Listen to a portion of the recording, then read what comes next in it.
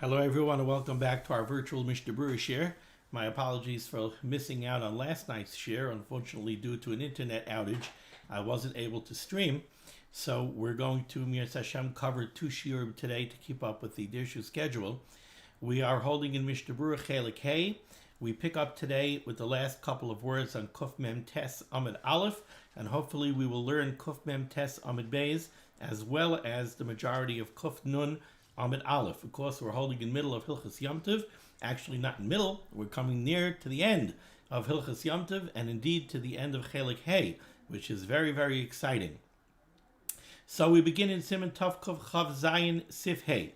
Says the Mechaber, Tavshil Zeh She'amru. This tavshil, this cooked dish. If you remember, we said that the eiruv tavshilin is comprised of two different components. There's a baked component, there's a pas, and there's also a tavshil, a cooked component. And by preparing both of those in advance, what we're doing is we're showing and we're saying that we began our baking preparation and our cooking preparation for Shabbos not on Yom Tov. We began it all before Yom Tov. And the cooking and the baking that we do for Shabbos on Yom Tov is only a continuation, and it's only finishing. It's a gemar. It's finishing up the cooking and baking, and this is the instrument that the Chazal use in order to allow us to prepare for Yom Tov to prepare for Shabbos on Yom Tov. Without the eiruv tavshilin, it would be an issa d'Rabbanan. The eiruv tavshilin is matir that issa d'Rabbanan, and it allows us to cook and bake on Yom Tov for Shabbos that comes right after Yom Tov. So here, the Mechaber says here, Tavshil Zeh She'amru, this cooked dish that we speak about, that is part of the eiruv tavshilin, says the Mechaber, it could be afilu tzli. It doesn't have to necessarily be cooked. It could be roasted over a fire. Afilu shaluk, it could be stewed. It could be very heavily cooked, even if it's cooked much more than is necessary. So you could put up a stew in your crock pot, and that could be part of your eiruv tavshilin. Afilu kavush, it doesn't even have to be cooked really at all. It could be pickled. We know that the rule is kavush kimavushal. Something that's pickled in halacha is considered to be cooked. So it could be something that's pickled.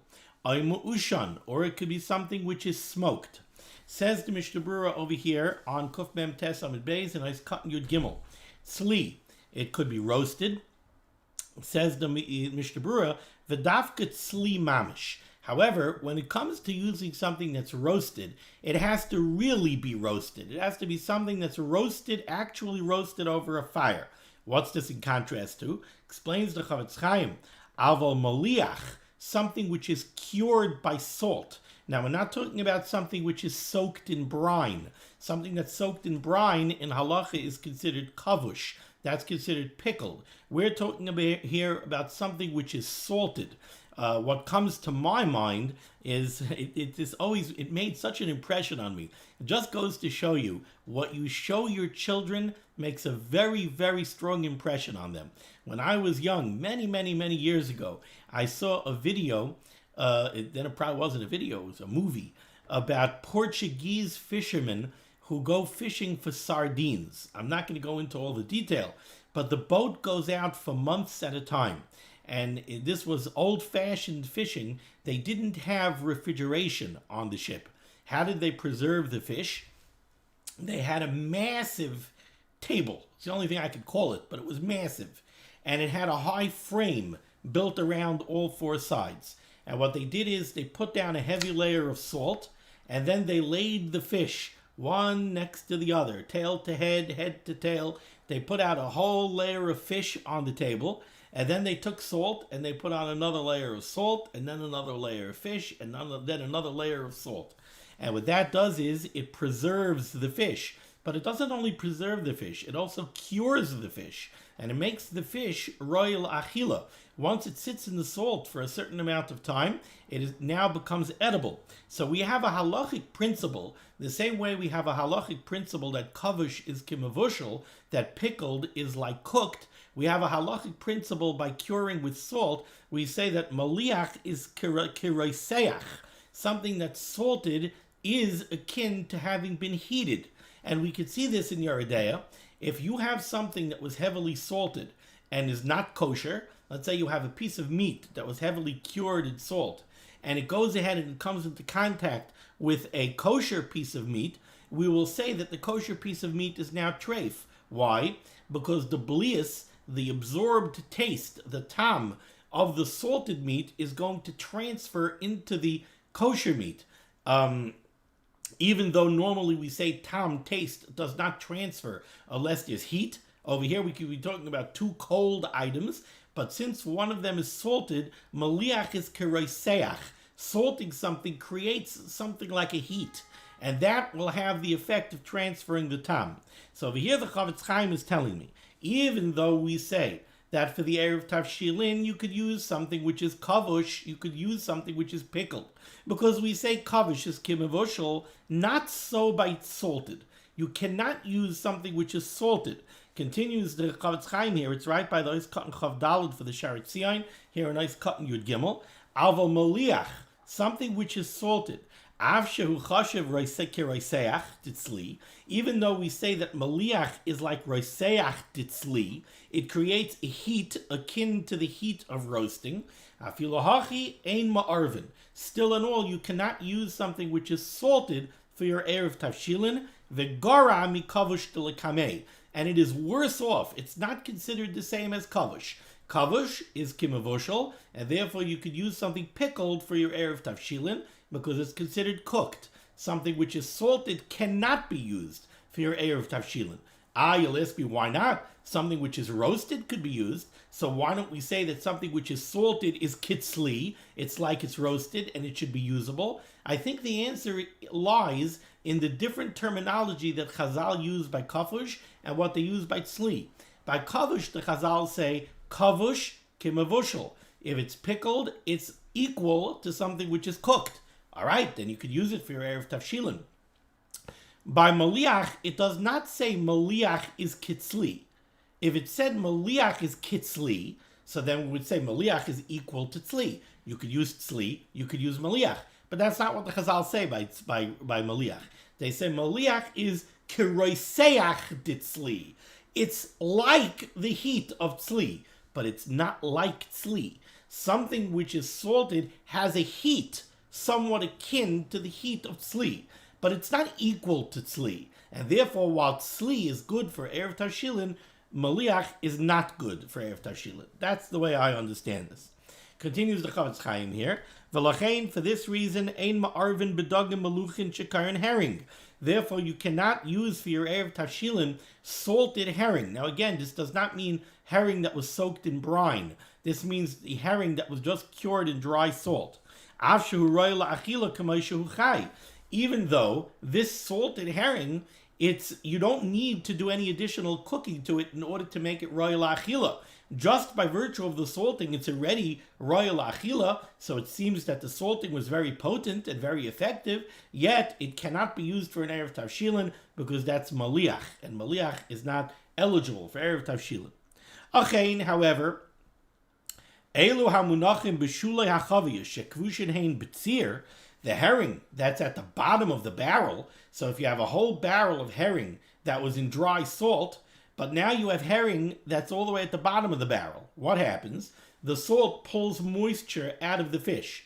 All of that moisture runs down to the bottom of the barrel. So now in the bottom of the barrel, you're actually going to have brine because you're going to have water, you're going to have moisture together with the salt at the bottom of the barrel. That herring you could use for eiruv tavshilin. Yesh lahem din kavush, because that herring is now considered pickled. It was sitting in wet brine. It wasn't just sitting in dry salt. Umarvin bahem, something which is kavush, something which is pickled, you are allowed to use for your eiruv tavshilin. Ois Katan Yud Daled, the Mechaber said you could use something which is shaluk. What shaluk? Mavushal harbe yoser mikifit tzarchai, something which was cooked or stewed much more than it really had to be. So something which is heavily stewed is also usable for your eiruv tavshilin. Ois Katan Tezvav, kavush, you could use something pickled. The kavush kimavushal chashivi, because pickled has the same status in halacha as something which is cooked. Veshir kvisha b'mayim u'sha'ar mashkin hume eis la'eis. How long does something have to sit in water-based brine in order for it to be considered pickled? 24 hours. That's what the share of me'es la'es, literally from a time to a time. It means from this time today to this time tomorrow. A 24-hour period, then it's considered pickled. That's if it's soaking in a water-based brine. Ubechoimitz v'tzir, but if it's soaking in vinegar or in tzir, which is literally the juice of fish, imrak nishra kadesha yitanenu ala ur, if it only soaked for the amount of time it would take, that if you would take this mixture and you would put it on a fire, the yaschil laharsiach, it would start to boil, choshev kimavushel, it's already considered pickled. So if you soak something in vinegar, you don't need 24 hours to pass for it to be considered pickled. How much time do you need to pass? The amount of time it would take to put this keli, let's say you have fish soaking in vinegar. You want to know how long? How long would it take if you took that pot and you put it on a fire? How long would it take to boil? That's the amount of time it has to soak in order to be considered kavush. However, this is only true if by the time the soaking and the pickling is finished, it's already roy la'achila. Let's say it would take 20 minutes to boil up the pot. Okay, that's very nice, but is the fish roy la'achila yet? If the fish is not roy la'achila, it cannot be considered pickled. It's only considered pickled if it's already roy la'achila. Ice cotton tezayin, the Mechaber also said you could use something which is smoked. Again, it has to be that it is smoked to the extent where it's already roy la'achila. Okay, now we go further in the Mechaber. By me, it's near the end of the top line. Kuf mem tes amid beis. Continues the Mechaber, and he says, "Afilu min dogim kitanim, even little tiny fish, shehedichan b'mayim chamim, where all you do to them is you rinse them in hot water. V'hadachasan hu bishulan la'achila. However, this rinsing with hot water is their cooking. These tiny little fish become roy la'achila by a simple rinsing with hot water. Harezeh saimach alehem. You could rely on those fish for your eiruv tavshilin, because it's considered a cooked dish. You completed the cooking process that is appropriate for those type of fish." Says the Mishnah Berurah, and he's cutting you Zion, min dogim kitanim, a species of tiny little fish. Says the Chavetz Chaim, hainu kulyas ha'ispanin. This is kulyas ha'ispanin, which Art Scroll defines as Spanish mackerel. Don't know anything about Spanish mackerel. However, I'm sure my good friends, the writers and editors at Art Scroll Masora, did a wonderful job of researching this, and if they say that Spanish mackerel are tiny little fish that you cook this way, I tend to trust them. So, hainu kulyas ha'ispanin shebeshas. These are the little Spanish mackerel that I mentioned in Shas. Sharakin hein, they are naturally very soft. Uvemayin chamin nigmarin la'achila. With a simple rinsing in hot water, they become ready to be eaten. V'chashivi bisho l'didhu, and that is considered their cooking. So once that's done, it's considered a tavshil, and it can be used for an eiruv tavshilin. Continues the Mechaber, second line near the end. V'chein, similarly, saimach al tapuchim mivushalim. You could rely for your eiruv tavshilin on cooked apples. V'huadin shar peris mivushalim. Doesn't have to be specifically apples. You could also use other types of cooked fruit. So if you made compote on Erev Yom Tov, and Yom Tov is Thursday and Friday, so you made compote on Erev Yom Tov, now you want to use that compote for the cooked component of your eiruv tavshilin, that's fine. Va'al dogim kitanim shebishlan, or on other types of small fish that you cooked. Let's see the Mishnah Berurah is cutting Yud Ches. Tapuchim mevushalim, you could use cooked apples. V'huadin, v'chol zeh, says the Chavetz Chaim, this is only true, dafke im derech oisei hamakim l'lafis benes apas. If you remember, we said previously here in this Siman that the cooked component of the eiruv tavshilin has to be something that would be used as an accompaniment to bread. It can't be the bread. The bread is the staple of the meal. Those are the carbs. That's what fills you up. There has to be that, and there has to be a special cooked dish, which is something extra. That's l'lafis behenes apas. That's the accompaniment to the bread. So when could you use a cooked apple? You could only use a cooked apple if in that location a cooked apple is used that way. Is used as the cooked component of a meal that's your accompaniment with the bread. Now the truth is that's a big chiddush. Because in Hilchas Brachas, and it's very famous, the sheet of the Chavetz Chaim especially, in Hilchas Brachas we say that generally speaking, fruit is not considered something which is the halachic. The words of halacha just flew out of my head. The proper phraseology, not just lalafei sabenas hapas, dvarim habayim machmas hasuda. We usually say that if you're eating fruit for dessert, the sheet of the Chavetz Chaim in Hilchos Brachos is you have to make a Berurah eitz. You have to make a new bracha on the fruit. We don't look at fruit generally as being something that's bal lalafei sabenas hapas. If it would be an accompaniment to the bread, then the bracha rishayna on the fruit would be covered by washing.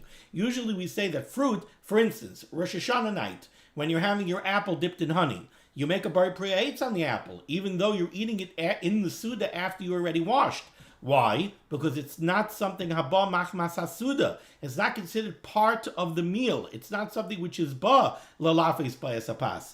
Over here, the Chavetz Chaim is telling you, you see from this mechaber that there are times and there are places where cooked fruit can be considered lalafei sabenas hapas, and only then can you use it as your eiruv tavshilin.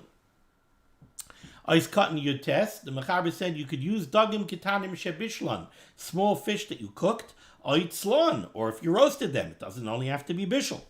V'hainu afilo hayu maluchim betchila. Now there's another chiddush that the Chavetz Chaim says here. You could use little fish that you cooked, even if v'hainu afilo hayu maluchim betchila. Let's say these were little herrings that you salted, and they're already roy la'achila. Now, the way they are now, you cannot use them for the eiruv tavshilin. We said something which is maliach, something that's salted, is not usable for the eiruv tavshilin. So you have a little herring over here, which was salted, and is already roy la'achila. And you want to use it for your eiruv tavshilin, but you say, I can't, it's maliach.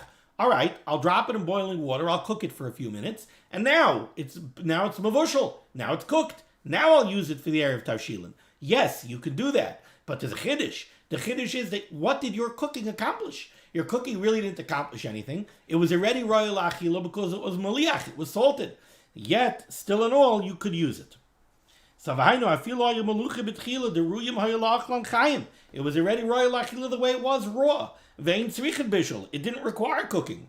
I would think I would think in that case, this bishul is not really effective. It's not really considered mavushal. In what way is it considered mavushal if the bishul didn't accomplish anything? Yet, the chiddush is that you could still use that. Kamash balon, you could still use it for your eiruv tavshilin. It's considered a tavshil, it's considered something which is cooked. Continues the Chavetz Chaim, and he says, Ravusasu, this chiddush, he gamkein inyan tapuchim mevushalin. This chiddush, this novelty, really applies to the cooked apples as well. What did you gain by cooking the apple? The apple was royal achila before it was even cooked. So maybe that means that it's not a bishul. No, it is a bishul. Everybody knows there's a difference between a baked apple and a non-baked apple. There's a difference between cooked apples, the nice, soft, sweet, and a non-cooked apple. So that's considered a tavshil, and you could use it for your eiruv tavshilin after roy hayal achlan chayim, even though it was perfectly edible while it was still raw. Now we go to Sivav. Says the Mechaber, Saimech me Erev Yomtiv, you could rely on Erev Yomtiv for your Erev Tavshilin, Afilo al Adoshem Shebeshulei Kedera. Let's say you cooked up a pot of lentils, and we know that when you cook up beans, you take the beans or the lentils, you pour them out of the pot, there's always some that are stuck like to the bottom of the pot.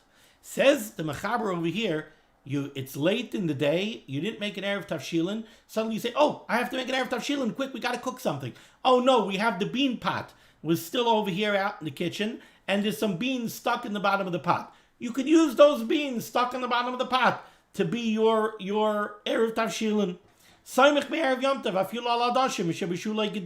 You don't have to go cook something special now for your eiruv tavshilin. You could even use these beans. Now, I don't mean beans that are burnt to the bottom of the pot that you can't do anything with. I mean beans that you could take out of the pot and they're usable. Just they're leftovers. That's the point over here. The point is you didn't prepare anything special for the eiruv tavshilin. It's also, like the Chavetz Chaim is going to say, it's also a little bit of a bizoy hamitzvah.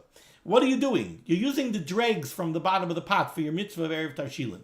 But b'di'eved, Chavetz Chaim is going to say this is a b'di'eved. You could do this b'di'eved. You could use those beans, those lentils from the bottom of the pot. V'chein, and this sounds like an even bigger chiddush, continues the Mechaber. V'chein al shamnunis shenidbak besakin ugeroroi. Let's say you have schmaltz on the knife. You made a couple of roasts for Yom Tov, and you sliced the roasts, and now there's a lot of schmaltz, there's a lot of fat that's stuck on the knife. You have fat on the knife. If you could scrape the fat, if you could scrape the schmaltz off of the knife, that's cooked. You could use that schmaltz, and you could rely on that for your eiruv tavshilin. There has to be a kazayas. Remember, previously we said that the cooked component of the eiruv tavshilin, you have to have the minimum share of a kazayas. But if you have a kazayas in the schmaltz on the knife, fine, you could use that for your eiruv tavshilin. Let's take a look at the Mishnah Berurah over here. Says the Mishnah Berurah, nice cut and chaf. Saimech ma'erev Yom Tov hafilu ritzayner laimar. What the Mechaber wants to say with this is, afal pi shenusharu sham b'loy miskaven. Even though this is something that's just leftover, certainly you didn't prepare this, you didn't cook these items specifically having in mind, I'm going to use this for the eiruv tavshilin. You cooked up a pot of lentils, and there happened to be lentils left over at the bottom of the pot. You sliced up roasts, and you happen to have fat stuck on the knife. Since this was prepared on Erev Yom Tov, and you have it handy on Erev Yom Tov, you could say, okay, look, I have a tavshil that I prepared on Erev Yom Tov, and I'm saying that this is for Shabbos. So that means I began my preparations on Erev Yom Tov.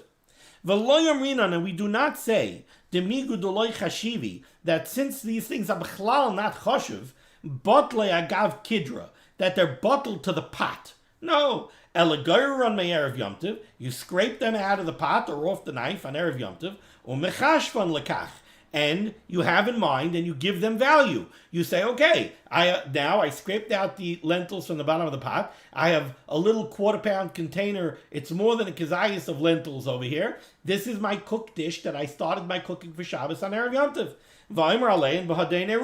And you say the nusach of eiruv tavshilin, with this eiruv, I began my cooking on Erev Yom Tov, and now it's going to be mutter for me to cook on Yom Tov for Shabbos. V'chein shamnunis al shal sakin. Same too with the fat that's on the knife. V'chol zeh dafke mein lo tavshil acher. However, the Chofetz Chaim brings down from the Achronim that this is only true if you don't have a different tavshil that you could use for the eiruv tavshilin. So says the Chofetz Chaim, this is a b'di'evet. This is zicha not l'chatchila. Why? Because there's a little bit of a bizoy mitzvah over here. Continues the Chofetz Chaim, upashut, it's simple to understand, dezeh, this that we're saying that this is only a b'di'evet, davkal inyan adashim shebeshulei kedera. That's only when it comes to something like the lentils that were left over in the bottom of the pot, to kitzas bizoy mitzvah. The reason there's a b'di'evet is because there's a certain aspect of bizoyin mitzvah over here. You have a mitzvah to make an eiruv tavshilin. What are you using? You're not going and cooking an egg for your eiruv tavshilin. You're not going putting up a piece of chicken for your eiruv tavshilin. You have the leftover, the dregs from the bottom of the pot. That's a bizei mitzvah. That's why it's a b'di'evet. Aval tavshil gomer shel adoshim. We're not knocking lentils. If you want to put up a pot of lentils, you could use that l'chatchila. Lo griya mishar tavshil. That's no worse than any other cooked dish. You could certainly use that as your eiruv tavshilin. Va'afilu lo nispashlu mitchila l'shem kach. And that's true even if you put up the lentils, b'chlal not having in mind that you're doing it for eiruv tavshilin.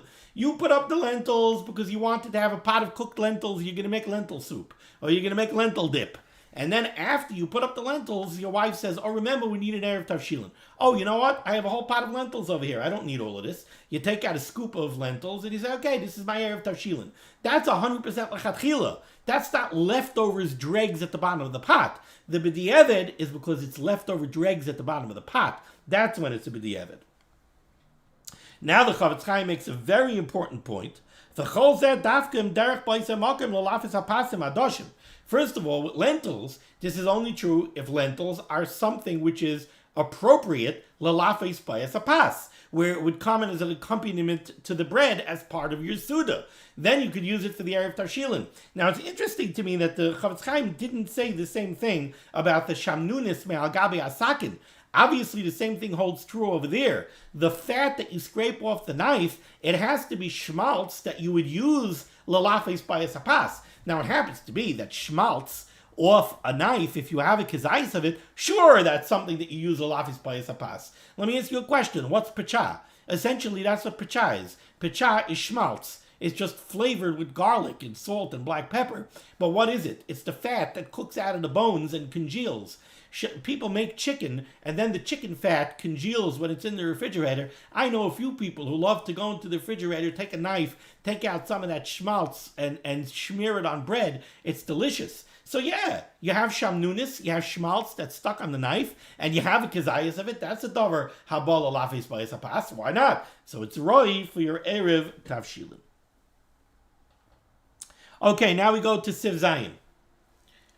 Just looking at the time. Wow, time flies when you're having fun. It's already 25 minutes, but I still think we'll be able to get cover Kuf Nun. Kuf Nun Aman Aleph. Let's see. Says the Mechaber in Siv Zayin. Mitzvah al kol adam la'arev. The default position you should know, the Mechaber tells you very clearly, there's a mitzvah on every household to make their own eiruv tavshilin. Mitzvah al kol adam la'arev.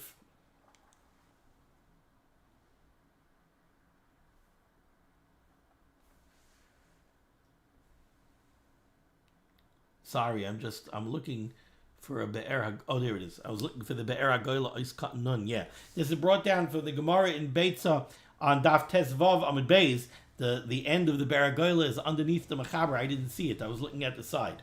Okay, so mitzvah al kol adam la'arev. There is a mitzvah on every household to make their own eiruv tavshilin.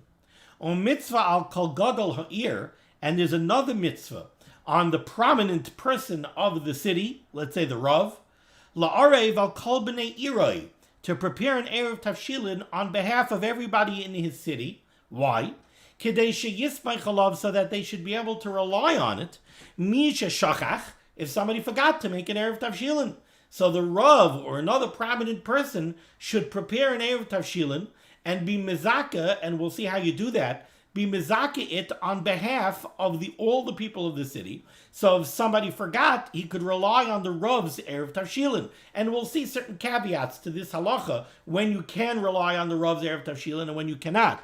Oinenas, or somebody didn't forget, but he had some kind of oinus. Somebody got stuck in traffic. He came home a minute before Shkia, and he never had time to make an eiruv tavshilin, even though we said you could do it even ben hashmashas. Oy shehiniach eiruv v'avad, or somebody made an eiruv tavshilin, and then it got lost or it got destroyed.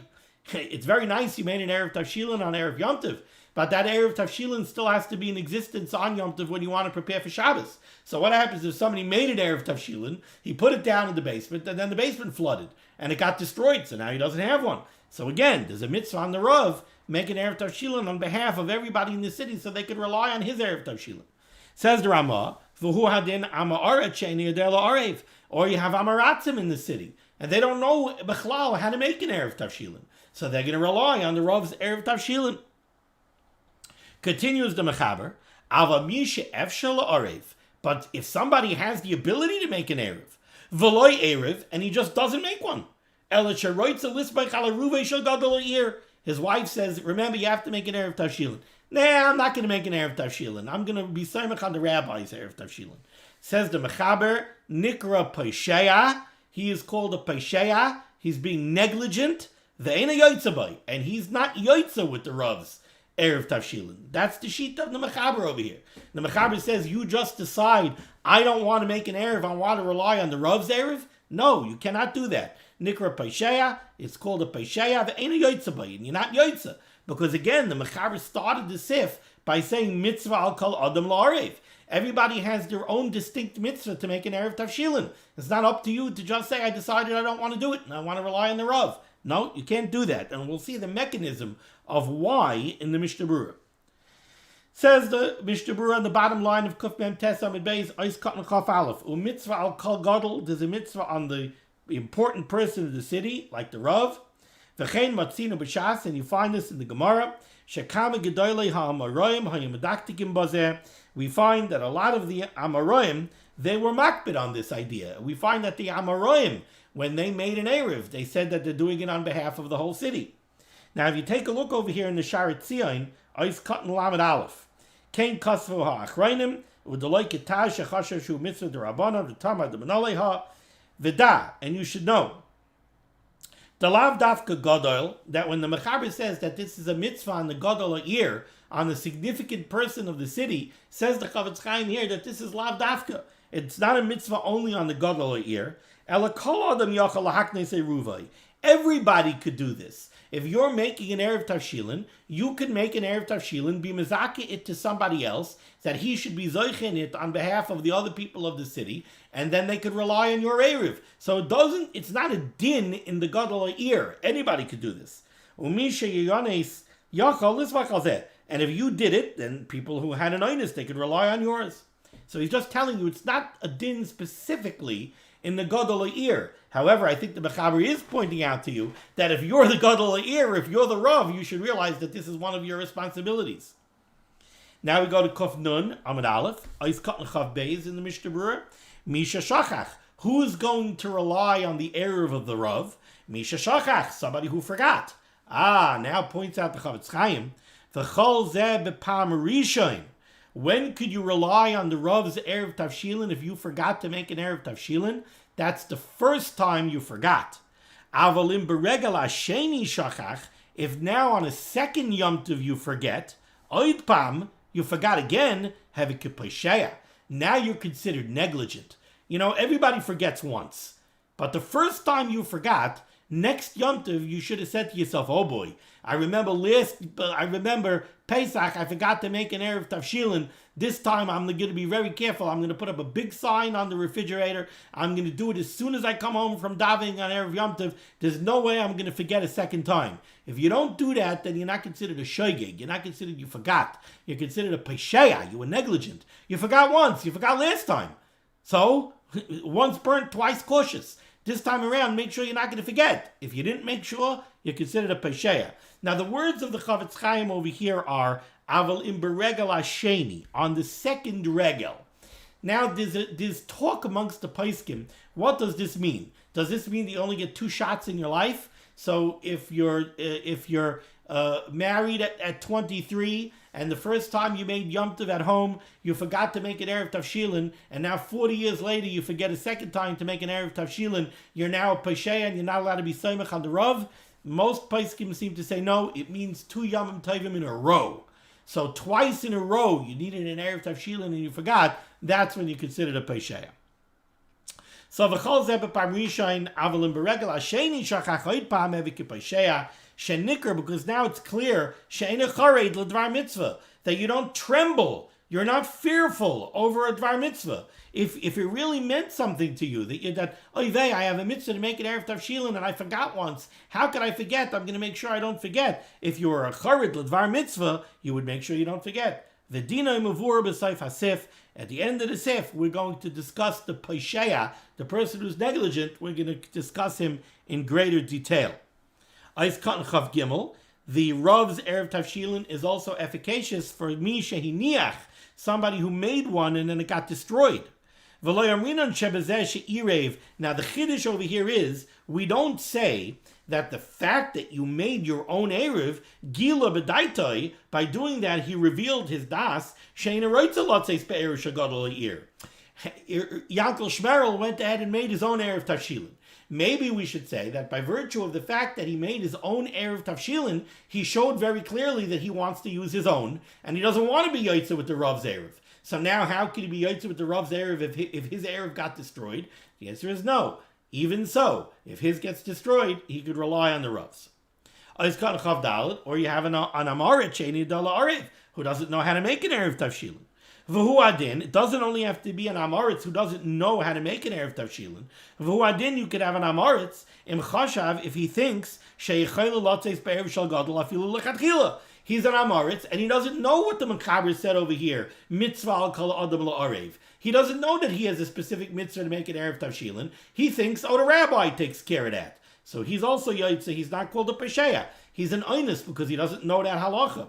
Interestingly enough, poskim do bring down that a talmid chacham, or somebody who has the ability to learn, is not considered an einus if he didn't learn the halacha. No, you should have learned the halacha. You didn't learn the halacha, you're a pesheya.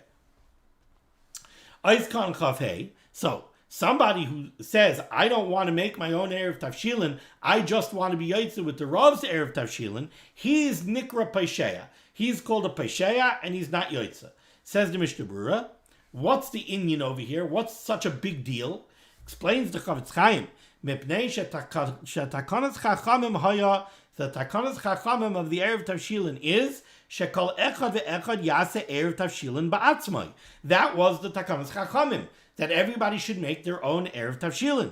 Why? Ukidei sheyeh zachor, so that they should remember she'em miyom tov l'shabbos asa lavashel. If the chachamim was so machmir, and they said that you're not allowed to cook on Yom Tov for Shabbos, Mikolshkein mi Yom Tov l'chayil, then certainly you're not allowed to cook from Yom Tov to the weekday. Cooking from Yom Tov for the chayil is an issa daraisa. So the Chachamim made a takana that you're not even allowed to cook from Shabbat, from Yom Tov to Shabbos. Now they want everybody to make their own eiruv tavshilin, so that they should remember that halacha, and they should remember the severity of cooking on Yom Tov for the weekday. So they want everybody to do it, not to be saimach on the Rav. Umiyu, however, lav dafka hu ba'atzmai. The Chofetz Chaim points out that when the Mechaber says that there's a mitzvah on every person to make an eiruv tavshilin, it doesn't mean that you have a mitzvah that you yourself personally should make sure to make an eiruv tavshilin.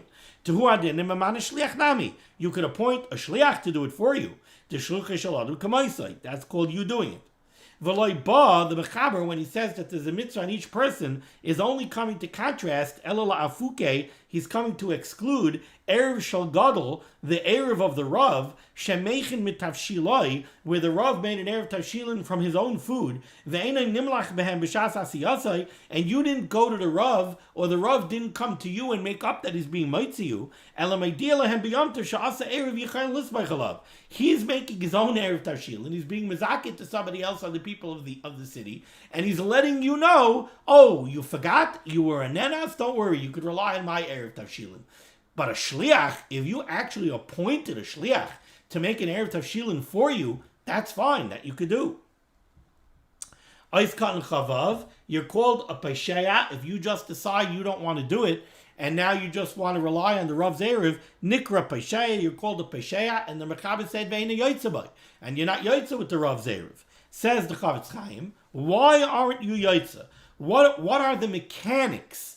What are the halachic mechanics that prevent you from being yoytza? So it's very interesting what the Chofetz Chaim says here. She'ein hachachamim makdim eiruvam. The chachamim, when you make an eiruv for the city, what do? You take your pas, you take your tavshil, so you take your matzah and your egg, you say, b'hadein eiruva, this is an eiruv tavshilin, and you need to hand it off to somebody else, and you need to tell him, you be mezakeh in the eiruv, you acquire the eiruv on behalf of all the people who might have forgotten to make an eiruv. They're zoich in it, now they have a chelik in it. They have to have a chelik in it, because if they don't have a chelik in it, then it's not considered the beginning of their preparations. How is it the beginning of their preparations for Shabbos if they don't have a portion in it? So you have to give it to somebody else. The Chachamim are not makne the eiruv having in mind people that are pesheya. They only do it having in mind the people who are nenas or shachach. They don't have in mind to be mezakeh the eiruv for people who are lazy and just decided that they don't want to make an eiruv. Now this is based on a Rashi in Masechtas Beitza. There's a story in Masechtas Beitza about a Talmid Chacham who was sitting by Shmuel, and Shmuel saw that he was upset. He asked him, why are you upset? So the Talmid Chacham said, oh, it's Yom Tov and I forgot to make an eiruv tavshilin. So Shmuel said, don't worry about it. You'll be saimach on my eiruv tavshilin. Then next time, again, this Talmid Chacham was sitting by Shmuel. Shmuel saw that he was upset. Why are you upset? Oh, I forgot to make an eiruv tavshilin. Shmuel said, everybody else who forgot could rely on my eiruv, but you can't. And Rashi says, why not? Because, Shmuel says, because I didn't do it for you. I only did it for people who had an oinus, so they forgot. But you're already not considered an oinus. You're considered a pesheya, because this is the second time. So then when I made the eiruv, I didn't have you in mind. So the Chofetz Chaim is saying that's the mechanics of why you can't rely on it if you're a pesheya.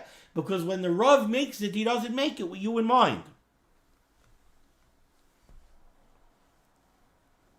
I don't want to take the time now, but you'll see that there's a very interesting Sharet Zion over here, Ois Katan Lamed Zayin, who goes into this. And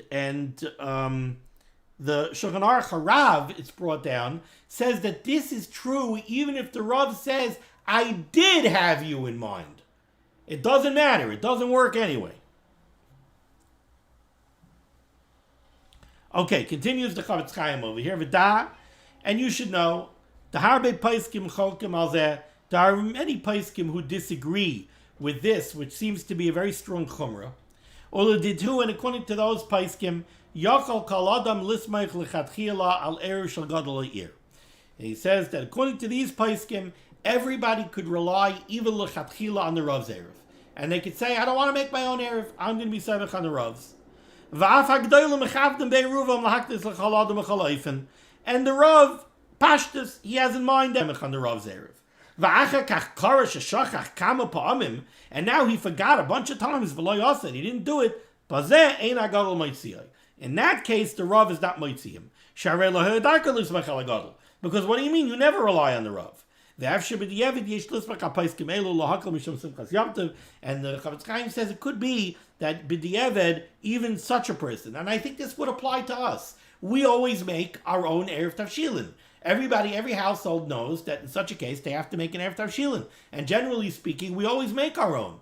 So in our case, where we always make our own, so somebody who forgets, and the language of the Chavetz Chaim over here is that he forgot kama pa'amim, not only twice, he forgot kama pa'amim, so then you can't rely on the Rav anymore. The Aruch HaShulchan seems to be even more makel with this. And the Aruch HaShulchan seems to say that nowadays it's hard to call somebody a pesheya. We have so many tirdas, we're so busy, and we're so taken up, it's hard to call a person a pesheya if he forgot to make an eiruv tavshilin. So the Aruch HaShulchan seems to be a little bit more makel. If somebody has this come up lamaisa, that he forgot to make an eiruv tavshilin multiple times, he should ask his Rav, halacha lamaisa, what he should do. Okay, we're going to push on a little bit further. Let's go to Sif Ches. Says the Mechaber, Kishem ma'arev al acherim, when you are making an eiruv tavshilin on behalf of others, einoi tzarech lefaret. You don't have to declare verbally that you're making the eiruv tavshilin on behalf of this person and that person and that person. Elamaniach beklal al kol bnei ha'ir. You could just be koil and you could say, I'm making it on behalf of everybody in the city. You don't have to start naming names. V'chol mishu b'tchum ha'ir yoytze bai. And whoever lives within the tchum of the city is yoytze with your eiruv tavshilin. Hagal, the Ramah says, avol, however, mishu chutz l'tchum, somebody who lives outside of the tchum of the city, eina yoytze bai, he cannot be yoytze with that eiruv. Afilu hiniach eiruv tchumin, even if he made an eiruv tchumin, v'yachal ava lekan. So you have Ruvain lives outside of the tchum of the city.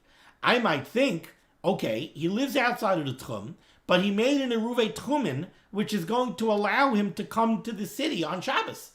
So maybe now he could be yoytze with the eiruv tavshilin that the Rav in the city made. No. The Rav, when he says, I'll call b'nei ha'ir, the stam das is only on the people of the city.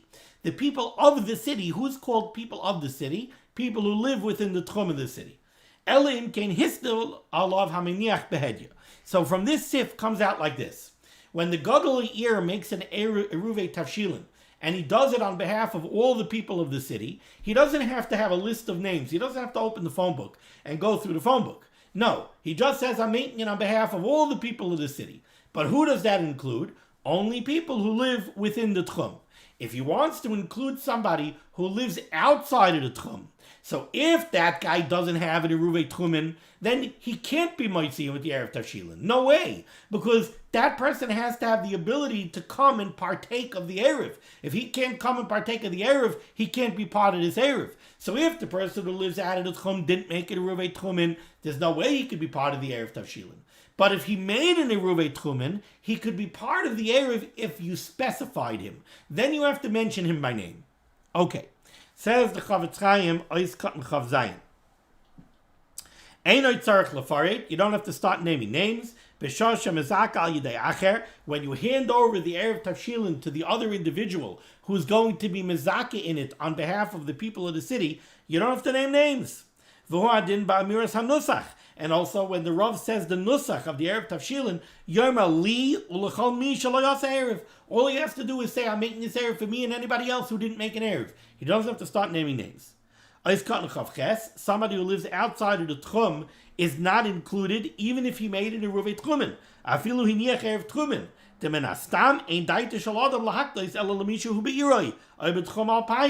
stam das, when you say I'm including the bnei ha'ir, means people who live in the city and the tchum. People who live outside of the city, that's not considered bnei ha'ir. Then you have to specify that you're making it for this person who lives outside of the tchum. But realize, if this person who lives outside of the tchum didn't make an eiruv tchumen, then even specifying him isn't efficacious. Because he doesn't have the ability to come and partake of the eiruv, so he can't be included in the eiruv. Sif tes. I know we're getting a little long, but I want to keep up. Sif tes. When the Rav or the other Gadol Ha'ir is making the eiruv on behalf of the other Bnei Ha'ir, das maniach be'inon sheyechaven lahoitzi la'acher. You need his das hamaniach. You need the das of the person who's making the eiruv, that he has das, that he's making it for the other people of the city. Sheyechaven lahoitzi la'acher. Aval das mi she'nichu b'shviloi loy be'inon b'shas hanocha. So let's say I'm the Rav, and I'm making the eiruv on the behalf of all the people of Staten Island. I have to have das that I'm making it on all of their behalf. But Yankel Shmerel, who lives in Willowbrook, doesn't have to have das that he was yaitzu in my eiruv. Rak sheyidiu b'yomtiv kaidem sheyaska lavashel utzar chashavas. The only thing is that Yankel Shmerel, now it's yomtiv, and he realizes that he forgot to make an eiruv tavshilin. Before he could start putting up a cholent, he has to know that the Gadol Ha'ir made an eiruv on his behalf. So the one who's making the eiruv doesn't have to have, he has to have das, that he's making an eiruv on behalf of all the other people. But the recipient of the benefit of the eiruv, he doesn't have to have das when the Rav is making the eiruv, that I should be included in his eiruv. But before he sets out to cook on Yom Tov for Shabbos, he has to know that the eiruv was made. Hagah, says the Ramah, V'im derech ad gadol laniach aleim, if everybody knows that the Rav always makes an eiruv for them, Samchin alav mistama, then you don't have to go to the Rav on Yom Tov and ask him a shayla, Rabbi, did you make an eiruv? No, you're allowed to rely on the default position that the Rav made an eiruv on our behalf. Says the Mishnah Berurah Cotton Lamed, das maniach. Chavetz Chaim is bothered by a kasha. Why does the Mechaber have to tell me that when the Rav makes the eiruv, he has to have das to make the eiruv on behalf of everybody else? That's obvious. Why is it obvious? Because what does the Rav do when he makes the eiruv? He takes the matzah, he takes the egg, he says b'hadein eruva, and then he has to hand it off to somebody else, and he has to say, I'm giving it to you so that you should be zoich in it for the other b'nei ha'ir. So obviously he has them in mind. If that's the process of making the eiruv, so obviously you're going to have the other people in mind. So says the Chavetz Chaim, l'char milsa de pshitahu. This is obvious. We know that the process of making the eiruv on behalf of other people is that he has to actually hand it off to somebody else and tell that person to be mizaka in it on behalf of everybody else. So why does the Mechaber say this? So the Chavetz Chaim first suggests, he says the efshar is possible, the mishum seifa, the avol das, naketla, that he said this halacha only ID the seifa. He said it only to tell you that the Rav has to have das to be mezaka for you, but you, the recipient, don't have to have das on Erev Yom Tov that you're being part of the Erev. You're just contrasting the two. It's also possible to say something else. The nakat la lahechi shamoitzi bestam to loimahani elul bnei adam anichlal mistam b'l'shayna dainu mishu b'sach tchom ha'ir ukeina he just sifakaydim. It could be that what the Mechaber is pointing out over here is that the Rav doesn't have to have specific das for the bnei ha'ir because they're included min astam. So he doesn't have to have each individual. He has to have das hameniach. You need das hameniach. What's the Mechaber telling you by pointing out that you need das hameniach? What he's pointing out is, of course the Rav is going to have das that he's doing it on behalf of others. We know that because he's going to hand it off to somebody else. But the point of the Mechaber telling you that he has to have das is, realize only the people that are included in his stam das are included. That's why somebody who lives outside of the Tchum of the city is not included. Why? because you need das hamaniach. And the Rav's das is not on you if you live outside of the Tchum, unless he mentioned you by name. So realize that you need das hamaniach. If you didn't need das hamaniach, so then the whole world would be included. Why not? Eiskat Lamed Aleph. So the recipient doesn't have to have das, rak sheyodiuhu. Just that he has to know on Yom Tov when he sets out to cook for Shabbos, somebody has to make him aware that the Rav actually made an eiruv tavshilin on his behalf. Kolaymar, what this means to say is, if he finds out on Yom Tov that the Rav did indeed make an eiruv for him, then mutar loy lavashel, then it's mutar for him to cook on Yom Tov for Shabbos, even though he didn't ask the Rav to have him in mind on Erev Yom Tov. Because you don't need the das of the recipient. In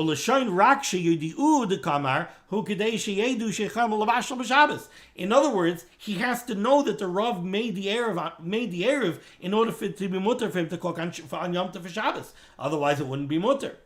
The Ramah said, if the default position, if we know that the Rav always makes an eiruv tavshilin for the Bnei Ha'ir, then Seifchen Alav Mistama. Then you could rely on the Rav Mistama. You don't have to go and ask and find out that the Rav indeed made an eiruv.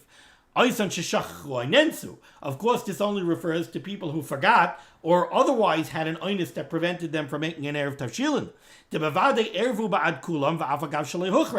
Because we know that the Rav always makes an eiruv, so he had in mind everybody who forgot or everybody who was an oinus. But remember, he doesn't necessarily have in mind the pesheya. Those achrayim that want to say, L'didan, that according to us, shebenusach birkas eiruv tavshilin, if you look in the machzer and you look at the nusach of making an eiruv tavshilin, it says lanu ulechal adarim be'ir hazais. Every one of us, when we make the eiruv, we say that the eiruv should be effective for us and for everybody else living in the city. So then, kol mi sheshachach yachal lismach devadei eruv ba'adai. So now, anybody who forgot to make an eiruv can definitely rely on the fact that somebody else made an eiruv and was mezaka for the whole city. Because what do you mean? The machzer says beferish. Everybody takes out the machzer, they make an eiruv tavshilin, and it says in there that they're making eiruv for themselves and for everybody else who lives in the city. So some achrayim want to say, so you don't even have to know that the Rav always makes one. Everybody makes one for the Chol B'nei Ha'ir. But v'cholku aleim, many disagree with this because they say she'eina nusach moil klum. This nusach is not effective. This nusach doesn't do anything. Why? Because let's remember, it's very nice that each and every one of us, when we make an eiruv, we pick up the matzah and the egg, and we say, "B'hadei eiruva," with this eiruv, it should be mutter for us to cook on Yom Tov for Shabbos, us, and for everybody who lives in the city. But it doesn't accomplish anything unless we take the matzah and the egg and we hand it to somebody else and we instruct them to be zoich in the eiruv on behalf of everybody else. And that each and every one of us don't do. So very nice that the nusach in the machzer is the right nusach, but we don't go through the whole ceremony. Most people don't know that. They don't hand it off to somebody else. And therefore, so you cannot rely on that. You can only rely on, let's say, if you know that the Rav always goes ahead and makes an eiruv on behalf of everybody in the city, that you could rely on. Okay, I'm going to push through Sif Yud. We're almost done the page. Says the Mechaber, Hama'arev la'acherim, somebody who's making an eiruv tavshilin on the behalf of others, tzarich lezakis lehem al yedei acher. He has to bring in another person, and he has to hand off the eiruv to somebody else, and instruct him to acquire it and to be zoiche in it on behalf of the other people. Anybody who you are allowed to do this with, when it comes to eruv chatzeros, you could use those people as well to be zoiche in the eiruv tavshilin. And anybody who you cannot use to be zoiche in an eruv chatzeros, you cannot use them for an eiruv tavshilin. What's at work over here is, back when we learned the halachas of eruv chatzeros, we said that the eruv chatzeros works the same way. Anybody, I don't have to get together all 50 people who live in the chutzner and make it eiruv chatzeros. I could just make one eiruv chatzeros, pick up my box of matzah and an egg, and say, and hand it off to somebody else, and tell him, be zoiche in this eiruv chatzeros to everybody who lives in the chutzner. So now everybody who lives in the chutzner owns a portion of the eiruv chatzeros, and now the eiruv chatzeros is effective. But in order to do that, the person that you're handing off the matzahs and the eggs to, he has to have a yad. What does that mean? He has to be somebody who's capable of being kind of something. Now, for example, let's say you have a son who is a cotton. He's a minor. He doesn't have a yad. He can't acquire something for himself. So then he can't acquire something for the Bnei HaChotzer, and he can't acquire something for the Bnei Ha'ir. So you can't hand off the matzah and the egg of the erev tavshilin to a cotton and tell him to be mezakeh on the behalf of the Bnei Ha'ir in the erev tavshilin. The same way you can't do it by eiruv chatzeros. So the same thing, let's say you have a son who's a gadol, but he's samech al shulchana, you support him. There are those who hold that he also doesn't have a yad. So it's a little tricky. So we learned those halachas back in eiruv chatzeros, and the ones that are usable for eiruv chatzeros are usable for eiruv tavshilin, and vice versa. Says the Mishnah Berurah is Katan Lamed Gimel. Tzarech l'zaklis lahem. When you make the erev tavshilin on behalf of others, you have to hand it off to somebody, and he has to be zoich in it on behalf of the other people. Why? Kedei sheyeh lehem chelik b'tavshilin, so that everybody has a portion in the tavshilin, in the eiruv, in the matzah and in the egg. V'sheyuchlu lismay chazel avashel. That's the only way they could rely on it, because again, what is the erev tavshilin doing? It's saying that I already started my Shabbos preparations on Erev Yom Tov, so then I have to own a portion in it. Whoever you could use to be Zayche in eiruv chatzeros, you could use to be Zayche in eiruv tavshilin. And by those people that are a matter of dispute over there in the halachas of eiruv chatzeros, could go in be'ishtay shemal olam mezainos. Let's say your wife, who you support over there, it's a matter of dispute in eiruv chatzeros. Can you ask your wife to be Zayche on behalf of the Bnei HaChotzer? Or on your adult child who you support. Over there in the halachas of eiruv chatzeros, we said b'di'eved you could use those people. Who are din hacha, over here too b'di'eved you could use those people. The kasva achrayim and achrayim, right? The chol zeh be'ishtay shechelas imay, that this only applies to your wife who eats together with you. If you have some kind of strange situation, if you have a wife that doesn't eat together with you, she puts up all of her own food. In Cain, then she needs her own eiruv tavshilin. She's not covered by my eiruv tavshilin, by the husband's eiruv tavshilin. Because again, how could she say that I started my Shabbos preparations on Erev Yom Tov by virtue of the fact that my husband made an Erev tavshilin? No, I don't have a portion in his food. Normally, in a normal situation, I make an Erev tavshilin. My wife goes together with my Erev tavshilin because my preparations are her preparations. But in this case, it's not. So then, tzricha erev b'apei nafshi, she needs her own erev. Umigu d'zachil nafsha. So then, when the husband makes the erev and hands it off to her, and she's zoiche in it, yachal azakis al yada gam lacherim. She certainly could be zoiche on behalf of the other people of the city, because she has to be zoiche in it for herself. So if she's zoiche in it for herself, she could be zoiche for them too. Baruch Hashem, we finished the page, we maintained the schedule. Thank you so much for joining me for this extended share. Thank you for joining me for limud HaTorah. The schus of limud HaTorah should be Megan and Gans Klal Yisrael. The Rebbeinu Shalom should send Yeshuas and Varuious to all those in need. The Rebbeinu Shalom should send Parnasa Berevach, and the Rebbeinu Shalom should be Megan and Gans Klal Yisrael. We should only know from Simchas. It's Thursday, so I'm already going to say have a wonderful Shabbos. Be well.